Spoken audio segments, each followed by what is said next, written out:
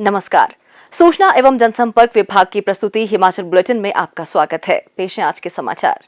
प्रधानमंत्री के प्रस्तावित दौरे के दृष्टिगत मुख्यमंत्री श्री जयराम ठाकुर ने आज मनाली में कुल्लू जिला के अधिकारियों के साथ बैठक की। इस अवसर पर उन्होंने कहा कि अटल टनल के निर्माण से देश की सुरक्षा व्यवस्था और अधिक सुदृढ़ होगी। इससे इस महत्वपूर्ण सीमावर्ती क्षेत्र में वर्ष भर आवागमन की सुविधा उपलब्ध रहेगी। मुख्यमंत्री ने कहा कि प्रधानमंत्री का स्वागत पारंपरिक तरीके से किया जाएगा। उन्होंने अधिकारियों को इस दौरान कोविड-19 से संबंधित सभी मानक संचालन प्रक्रियाओं का ध्यान रखने के निर्देश दिए। श्री जयराम ठाकुर ने कहा कि जहां लोग प्रधानमंत्री के स्वागत के लिए खड़े हों, वहां पर भी सामाजिक दूरी बनाए रखी जाए और एक स्थान पर ज्यादा भीड़ न हो। मुख्यमंत्री ने कहा कि इस आयोजन का सीधा प्रसारण भी किया जाएगा। इसके लिए सभी जिला मुख्यालयों पर वीडियो स्क्रीनें लगाई जाएंगी, जहां लोग यह कार्यक्रम देख सकेंगे। आज कुल्लू जिला के मनाली में प्रवास के दौरान मुख्यमंत्री श्री जयराम ठाकुर ने जन समस्याएं सुनी। इस अवसर पर उन्होंने कहा कि प्रदेश में पर्यटन की संभावनाओं को नई दिशा देने और इसके प्रसार के लिए राज्य सरकार द्वारा सशक्त प्रयास किए जा रहे हैं। मुख्यमंत्री ने कहा कि मनाली में शीतकालीन खेलों को प्रोत्साहन दिया जाएगा। प्रदेश के कई क्षेत्रों में शीतकालीन खेलों और स्कीइंग व पर्वतारोहण जैसी गतिविधियों की व्यापक संभावना है। श्री जयराम ठाकुर ने कहा कि प्रदेश में पर्यटन को बढ़ावा देने के लिए लीक से हटकर कार्य करना होगा, ताकि पर्यटकों को राज्य में लंबा समय व्यतीत करने के लिए आकर्षित किया जा सके। मुख्यमंत्री ने कहा कि शीतकालीन खेलों में प्रदेश की युवा शक्ति को अपनी प्रतिभा दिखाने का अवसर मिलेगा और उन्हें अन्य प्रदेशों के युवाओं के साथ प्रतिस्पर्धा करने का मौका भी मिलेगा। इन आयोजनों से प्रदेश में पर्यटन को भी बढ़ावा मिलेगा। आज शिमला में मीडिया से बातचीत करते हुए मुख्यमंत्री श्री जयराम ठाकुर ने कहा कि किसानों का हित संरक्षण और कृषि का विकास प्रधानमंत्री श्री नरेंद्र मोदी के नेतृत्व में केंद्र सरकार की सर्वोच्च प्राथमिकता है। मुख्यमंत्री ने कहा, हाल ही में जो लोकसभा और राज्यसभा में एक बहुत ही महत्वपूर्ण बिल कृषि से संबंधित लाया गया और उसका पारण हुआ, उसके संदर्भ में मुझे दो तीन चीज़ों को लेकर के आपके समक्ष अपनी बात कहनी है। भारत गांव में रहने वाला देश है और देश की आबादी का लगभग 80% हिस्सा गांव में रहता है और स्वाभाविक रूप से गांव में रहने वाला अधिकांश व्यक्ति कृषि से जुड़ा हुआ है, वो किसान है और बागवान है। और उस दृष्टि से ये बिल बहुत महत्वपूर्ण, जिसका भी पारण हुआ और इसके बहुत दूरगामी परिणाम भी होंगे।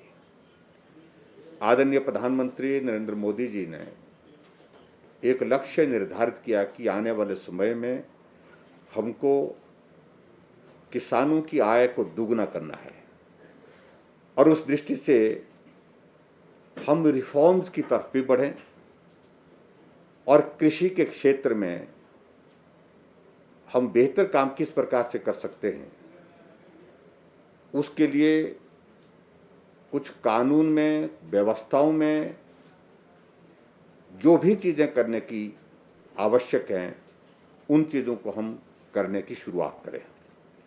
और उसी दृष्टि से अभी जो ये किसान उत्पादन व्यापार और वाणिज्य का ये जो बिल 2020 जो है वो लोकसभा और राज्यसभा में रखा गया और उसका पारण हुआ है। मैं आदरणीय प्रधानमंत्री जी के इस निर्णय का अभिनंदन करता हूं, स्वागत करता हूं और उसके साथ साथ मैं इस बात को लेकर के भी बड़ा स्पष्ट करना चाहता हूं,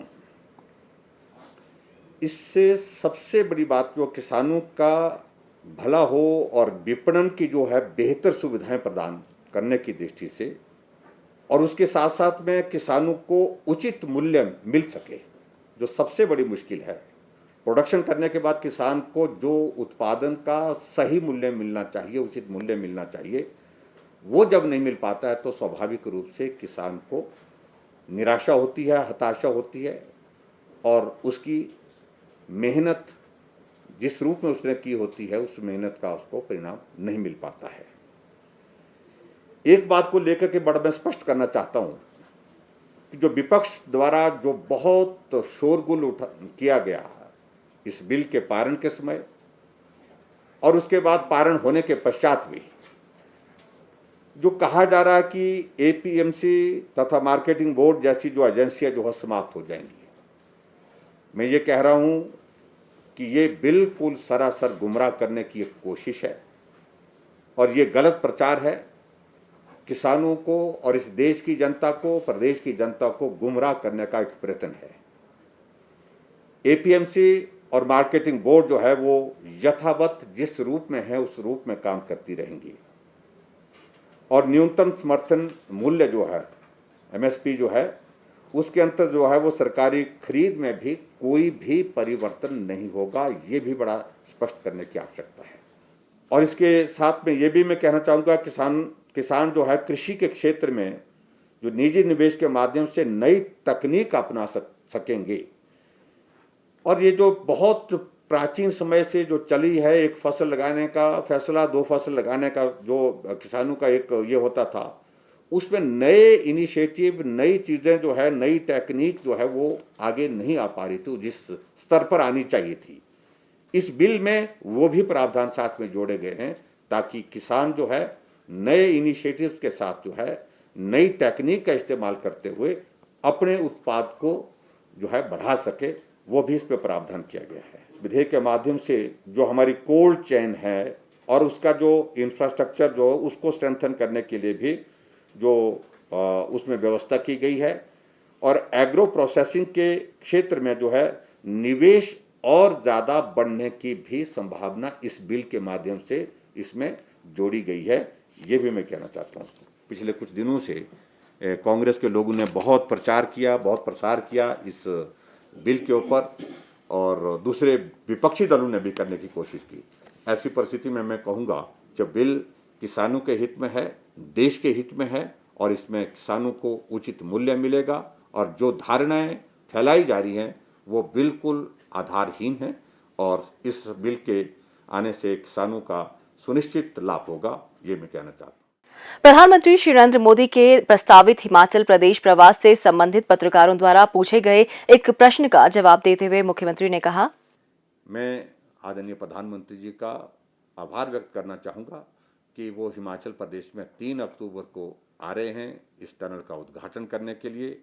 हालांकि इन दिनों में प्रधानमंत्री जी का कहीं भी जाना नहीं हो पा रहा है, लेकिन उसके बावजूद भी वो हिमाचल प्रदेश में इस टनल का उद्घाटन वर्चुअली नहीं कर रहे हैं, एक्चुअली आकर के कर रहे हैं। ये हमारे लिए सबसे बड़ी बात है और सोशल डिस्टेंसिंग के साथ लोगों को मिलेंगे। वो एक हमने तय किया है कि कुल्लू और मनाली ज़िले का कार्यक्रम, छोटा सा कार्यक्रम सोशल डिस्टेंसिंग के साथ नॉर्म्स को फॉलो करते हुए वो सोलंग नाला जो है वहाँ होगा और उसके पश्चात टनल की इनॉग्रेशन होगी। उस फॉर्मेलिटी को पूरा करने के पश्चात हम जब लाहौल में प्रवेश करेंगे, जब हम नॉर्थ पोर्टल पहुँचेंगे, नॉर्थ पोर्टल पहुँचने के बाद सिस्सू में लाहौल के लोगों की ओर से आदरणीय प्रधानमंत्री जी का आभार व्यक्त करने का एक छोटा सा कार्यक्रम रखा है। तो प्रधानमंत्री जी का मैं फिर से एक बार आभार को व्यक्त करता हूँ। उनने समय तो दिया ही दिया और ऐसी संभावनाएं बढ़ रही हैं कि वो एक दिन के लिए रात्रि ठहराव के लिए भी हिमाचल प्रदेश में रुक रहे हैं। केलंग में रुकने की बात चल रही है। केंद्रीय रेल राज्य मंत्री श्री सुरेश अंगड़ी के निधन पर मुख्यमंत्री श्री जयराम ठाकुर ने शोक व्यक्त किया। श्री सुरेश अंगड़ी का निधन 23 सितंबर को नई दिल्ली में हुआ। मुख्यमंत्री ने कहा कि सुरेश अंगड़ी एक समर्पित सांसद और प्रभावी मंत्री थे। उन्हें निस्वार्थ सेवा व समाज के प्रति योगदान के लिए हमेशा याद रखा जाएगा। उन्होंने ईश्वर से दिवंगत आत्मा की शांति तथा शोक संतप्त परिवार को इस अपूर्णीय क्षति को सहन करने की शक्ति प्रदान करने की कामना की।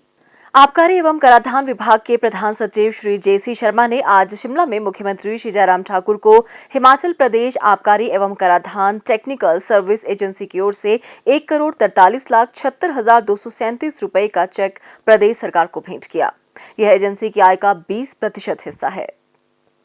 प्रदेश में कोरोना संक्रमण की जांच के लिए आज 1422 लोगों के सैंपल लिए गए, जिनमें से 568 लोगों की रिपोर्ट नेगेटिव पाई गई है, जबकि 830 लोगों की रिपोर्ट आना बाकी है। अभी तक 2,75,754 लोगों की जांच की जा चुकी है, जिनमें से 2,61,612 सैंपल की जांच नेगेटिव पाई गई है। प्रदेश में कुल 13,191 लोगों में कोरोना वायरस के संक्रमण की पुष्टि हुई है, जिनमें से 9,173 लोग इस बीमारी से ठीक हो चुके हैं और 3,849 व्यक्ति उपचाराधीन हैं। हिमाचल बुलेटिन देखने के लिए सब्सक्राइब करें YouTube channel DPR Himachal, follow करें ट्विटर @DPRHP, लाइक करें Facebook page information and public relations department Himachal Pradesh, visit करें वेबसाइट www.himachalpr.gov.in। इस अंक में इतना ही, कल फिर होगी मुलाकात। दीजिए इजाजत, नमस्कार।